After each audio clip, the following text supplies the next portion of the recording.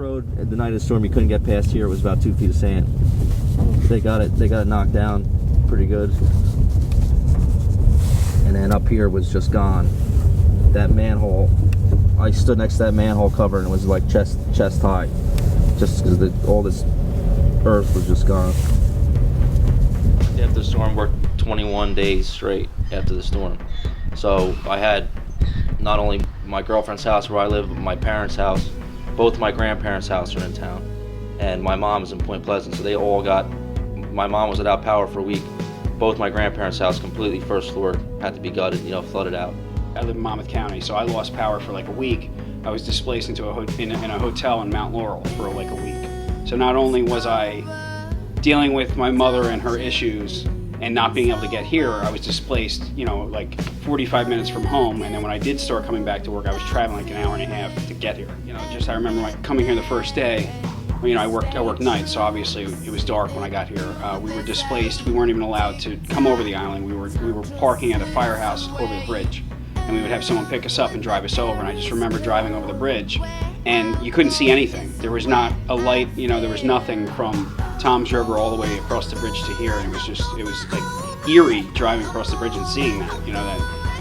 And then not being over here and coming and not realizing how bad it was until. You're driving around with headlights in the cars and seeing the complete destruction, because the videos online did absolutely no justice for it. It was unimaginable how bad it was. And just to think that, I was displaced out of my home just from having no power. These people, some of them didn't have a home to go to. We ended up trapped in the first aid. That's where we ended up, because we got washed out of the police station.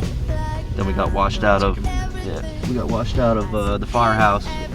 So then we went to the first aid, and the water came like inches from coming in there, flooding us out of there. That's where we waited out pretty much most of the storm, with about 20 people that we had either rescued or found us and needed help. Yeah, we did checks upon checks of houses. We went door to door.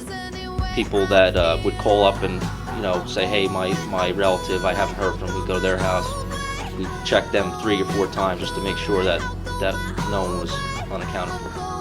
There wasn't much to patrol. It was mostly security to make sure no one was coming over here to loot, and a lot of sightseers and all that other stuff. So it was basically security checkpoints we had on the before the bridge, after the bridge, just to make sure that no one who wasn't supposed to be here was over here.